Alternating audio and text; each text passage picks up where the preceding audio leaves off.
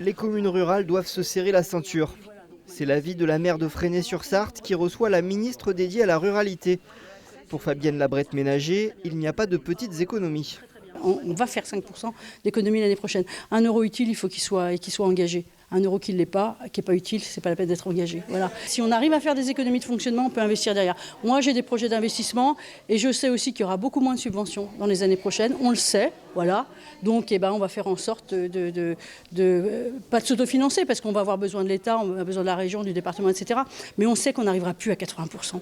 Le contexte, c'est une dette nationale de plus de 3 200 milliards d'euros qui va contraindre tous les budgets, y compris celui dédié à la réduction des inégalités entre les territoires. C'est sûrement plus agréable de ne pas avoir de questions d'argent. Mais là, aujourd'hui, on a une situation que Michel Barnier porte avec beaucoup de courage et de responsabilité. Et en même temps, on ne renonce pas, c'est-à-dire on essaie de préserver de manière tout ce qui est utile et tout ce qui doit être fait.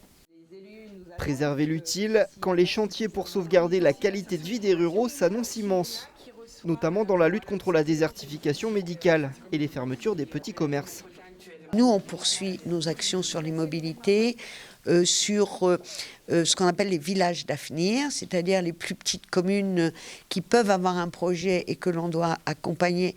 La conviction et la ligne de conduite de Michel Barnier, elle est très claire.